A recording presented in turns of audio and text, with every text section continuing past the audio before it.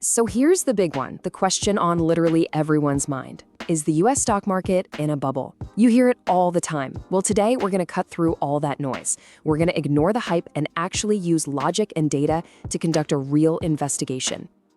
This is the question that just seems to haunt every single investor. It doesn't matter if you're a seasoned pro or you're just getting started, you absolutely cannot escape it. It's on every financial news show, it's all over the internet, it's everywhere. And that right there is the key word, isn't it? Feels. There's this vibe out there, this anxiety that things are just, too high, that we're all standing on the edge of some kind of cliff. And that's a really powerful emotion. But here's the thing. Feelings don't actually move markets. Capital does. Money does. So for the rest of this explainer, let's just set aside the emotion and instead, let's follow the money, let's follow the data, and let's follow the logic. Okay, so our investigation is going to start with a really fundamental idea. You have to understand that a number on a page means absolutely nothing without understanding the world around it. This is the critical difference between valuation and context. So the main tool we're going to use is the price to earnings ratio, or PE. Just think of it like a price tag. It tells you how many dollars you have to pay to get $1 of a company's profits. Simple enough, right? A high PE means expensive, and a low one means cheap. But, and this is a big but, that's only half the story. And this is where that idea of context becomes absolutely crucial. So imagine a PE ratio of 22. That might seem kind of high, but if interest rates are at, say, 0, where else are you going to put your money to get a return? Stocks are pretty much the only game in town. Now, picture that same PE of 22, but this time interest rates are at 5%. All of a sudden, you've got a choice. You can buy a super safe government bond and get a guaranteed 5% return. That makes that stock with a PE of 22 look a lot less attractive, doesn't it? The number is the same, but the world around it has completely changed. So what's the big takeaway here? It's that judging the market based on a single number is like trying to understand a whole movie by just looking at one single frame. It's completely useless. It's just noise. You need the full picture. All right, now let's dig into the core evidence. We're going to look at 4 key pieces of the puzzle: historical data, interest rates, what's happening with corporate earnings, and something called market concentration. Okay, so let's get real. Yeah, today's PE of around 22 is definitely above the historical average, no doubt. But let's rewind to the dot-com bubble in '99. PE ratios were way over 30. And get this, a lot of the top companies had 0 earnings. They weren't making any money. Today, the market leaders are some of the most profitable, cash-gushing companies in the history of the world. So yeah, history is a guide, but it's not a guarantee. And here's that relationship we were just talking about, but visually. As interest rates climb, the fair price you might be willing to pay for stocks comes down. It's really just a simple competition for your money. The safer and more attractive a bond looks, the less risk you feel like you need to take in the stock market to get a decent return.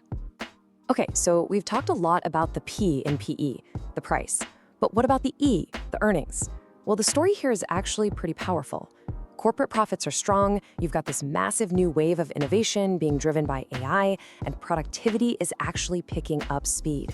And you always have to remember, the market isn't looking at today, it's looking ahead. It's pricing in its expectations for the future.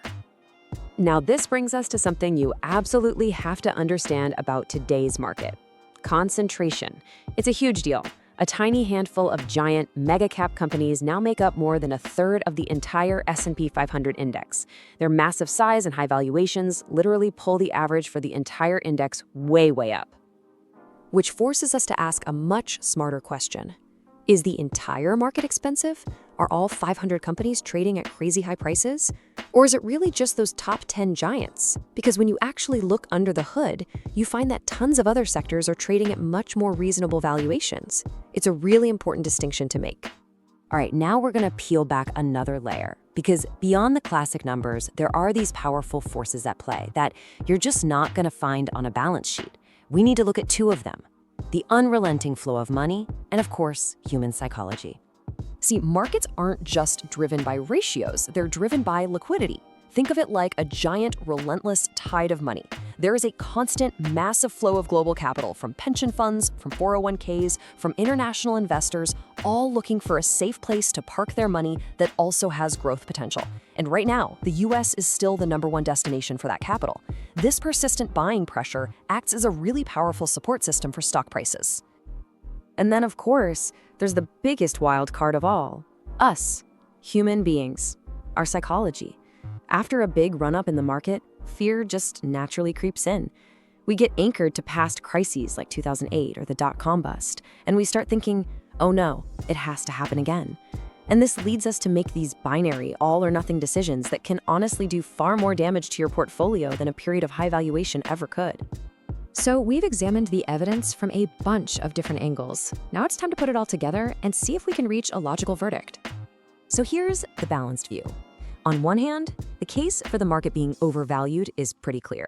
PE ratios are above their historical average, interest rates are providing some real competition for your money, and the market's leadership is super narrow. But then, on the other hand, the case against some kind of imminent crash is just as compelling. Today's valuations are actually backed by real profits, corporate health is generally strong, and that global flow of capital provides a powerful floor under the market. So where does that leave us? Well, the verdict isn't some simple yes or no. It's more nuanced. Yes, parts of the market, specifically those mega-cap leaders, are for sure expensive compared to history. But that doesn't automatically mean the entire system is dangerously broken, because you have these powerful economic forces and capital flows providing some very significant support. And this is maybe the most important thing to get from all of this. A high price tag isn't what triggers a market crash. The real danger, the thing to actually watch for, is a sudden, unexpected breakdown in the fundamentals, like a sharp drop in corporate earnings or a freeze in the flow of capital. Without that, a high valuation by itself is rarely the thing that lights the fuse. You know, after going through all this, it leads us to a final and I think much more powerful idea. Maybe we've been asking the wrong question this whole time. Look, the question, is the market overvalued? It just pushes us toward a simple yes or no answer. It wants us to make a binary bet that, honestly, the market rarely offers. It's time to throw that question out and replace it with something much more useful. This is the question you should be asking. What is the market right now pricing in? Does it expect 10% growth in earnings? Does it expect trillions of dollars in value from AI? Does it expect interest rates to fall? When you start to think this way, you stop being a gambler just betting on red or black, and you start being a strategist. And really, that's the whole point, right? It's about moving past the fear-based headlines and the emotional gut reactions. It's about building a framework for yourself so you can connect what's happening in the world to your own decisions.